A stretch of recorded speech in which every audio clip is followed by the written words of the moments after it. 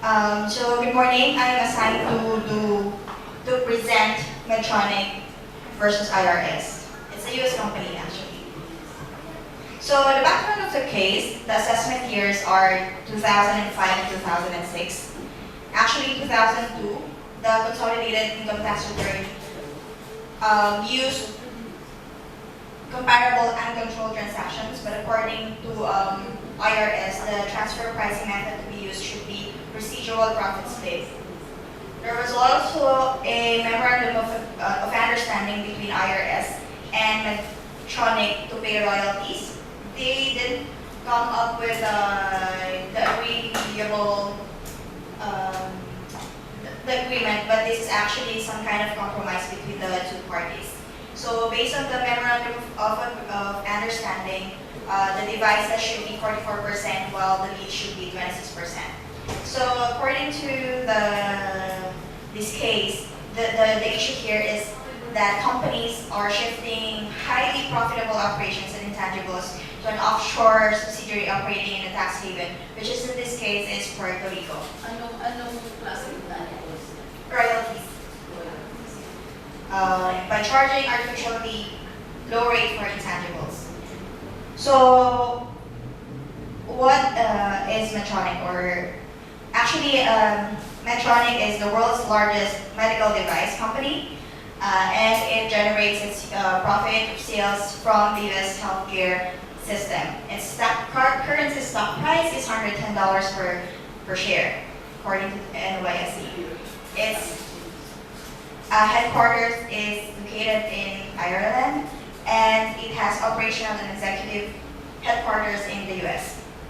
So according to the case as well, Medtronic is manufacturing Class 3 medical device. So there are three types that were indicated: implantable cardiac pulse generators, neurological stimulators, which are called the devices, and then medical therapy devices, which are the leads. So on the right side, this is actually how to simplify the organizational structure of Medtronic. So Medtronic US is the parent. It's located in the US. Left would be Medtronic USA Inc., which is a distributor also located in the US. And Medtronic Puerto Rico, it's a manufacturing company which is also subject of this case. So the specific problem that I've kind of found is that what should be the appropriate transfer pricing method to be that represents the arm's length principle for Medtronic's related parties transactions, specifically the royalties for intercompany sales. And how should we come up with the best or the appropriate transfer pricing method? So both Medtronic and IRS have their own assumptions and claims. Let me just first identify those assumptions from IRS. According to IRS, the profit allocation should be 90% for the US and then only 10% for Puerto Rico. And apparently, according to IRS, for 2005 and 2006, they should be using comparable profits method and not the comparable uncontrolled transactions. IRS have made their own TP analysis, and their initial the initial is 84 million, and then they asked for the revision of their assessment, and now it became 455 million from 84. Now they did another examination, and from 455 it became 957 million. For 2005 it's 198 million, and for 2006 it's 759 million. Yeah. Yes, and then after several months, I think 7 months, their computation has became 1.3 billion. So 548 million for 2005 and 810 million for 2006. On the other hand, the argument or claims of Medtronic is that Puerto Rico bears liability arising from manufactured products, so they should be entitled to commensurate rates of return. So it has actually what we have been discussing for the past few days. Who bears the risk and liability should also have the rewards. According to Medtronic, the comparable uncontrolled transaction should be used, and they even claim that they have overpayment of fixed assets based on the original royalty rate, which is 44% and 26%. Then they filed suit, again stating that CUT was the best method. The U.S. Tax Court actually has made their decision, and according to the tax court, the IRS claims or allocations were arbitrary, capricious, and reasonable. As you have seen earlier, from 455 million to 1.3 billion, that was their assessment. So, and it took them like 4 times. So they made 4 computations.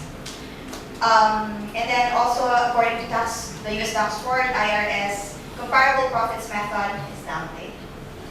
So what the U.S. Tax Court has done is that they made their own evaluation analysis, and according to them, it is actually the comparable uncontrolled transactions that is the best way, which is 44% for devices, which is similar to what was initially agreed before, like 44%. And then the leads, 22%. From 26%, it became 22%. So, but there are still assessment amounts for 26 million, which is actually very significantly lower than what IRS has assessed. So from 455 million now, the total is, how much is this? 38 million. According to the U.S. Tax Court, their basis for this decision is that they compared the pay setter agreement, which is actually an external company. Yes, as a comparable, external comparable. So they, that's what they use as the comparable between Medtronic and Paysetter. And then they also cited some regulations from Treasury Department, I think, that there's actually no specific, there's actually no preference as to what's transfer pricing method should be used, as long as you are able to actually prove the results that will represent the arm's length transaction. So I have listed down here some of the factors that in the analysis. So I was able to kind of found some of the factors, comparability factors, but it's not complete because the case have given limited data to actually define for example, the characteristics of the products and services of Medtronic. I was only able to gather a few information. Like for example, for characteristics, comparison would be similar to what Paysetter agreement. So they have similar license, similar royalties. That's what they claim.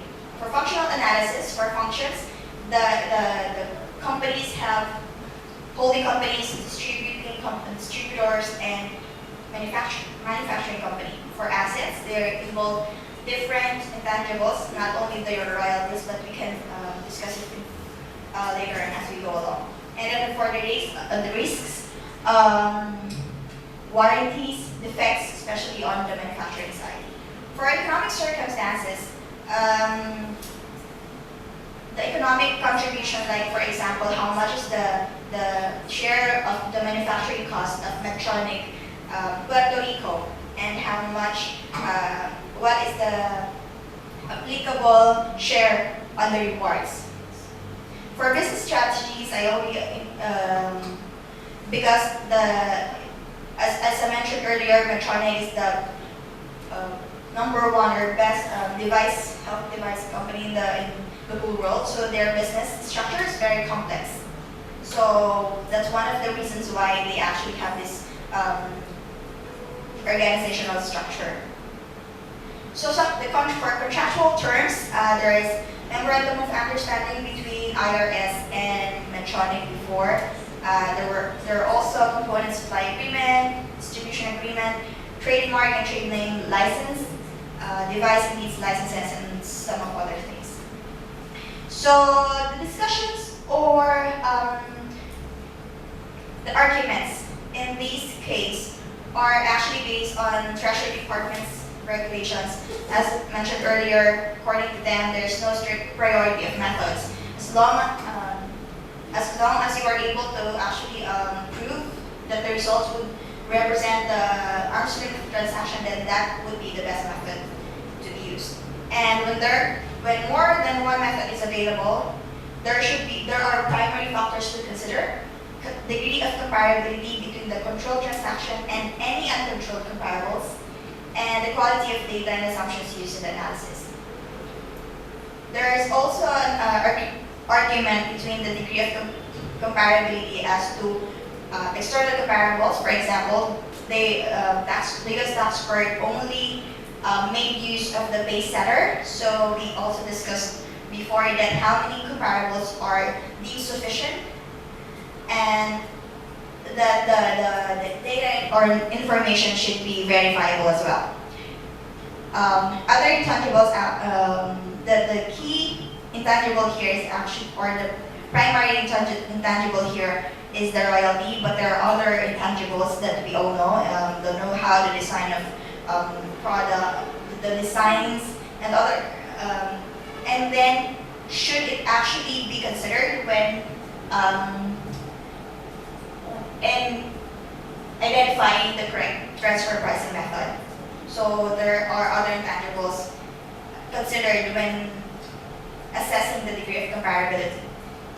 And then there was also discussion or argument as to the amount of risk and product liability expense allocation, because the patent is owned by the parent company, but then the manufacturing risk, like the warranty, the defects, are shouldered in general by the manufacturing company. So how do they allocate the risk and the product liability expense among the group? And then they have, one of the arguments as well is that the US tax court should have conducted the required analysis or further analysis mandated by the Treasury regulations. Okay, so basically my key takeaways is that even though there's already a memorandum of understanding between, let me just start with the first one. Okay, so key takeaways from 1.3 billion assessment by the IRS. According to US tax court, it should only be 38 million. The degree of comparability needs to be very, the court should be able to actually define and be able to establish the reasonableness and sufficiency of data, which is actually related to the TV documentation. And also, even though there's already a memorandum of understanding between IRS and Medtronic before, they even overturned that. They didn't even honor that one. They made another computation, and then again 4 times. They could do a lot of several times computation, and then it can from lower to the whatever amount. And then for the best transfer pricing method, again, it could be, as long as you are able to prove that it's arm's length, then it should be the transfer pricing method to be followed. And for the legal references, it needs to be in accordance with different laws and regulations. Like, for example, if from the IRS as well and from the tax, from the treasury regulations. But this is actually in the US, so maybe, of course, we have different regulations in different parts of the world, and it may actually be different in the Philippines. And because we have only limited, like for example, we're only basing it in OECD and some other references, so it could be limited here in the Philippines. So that's it. Thank you. May clarify lang ako doon, sir. Diba, a while ago, no other day, may recommendation ka, which is yung sabi mo, why not make a matrix as to the application of the transfer pricing method? And this with trolley, ito yung sabi ng OECD when we also recommend to them, please give us the matrix as to how you recommend this method to be applied. Ano yung sabi niya?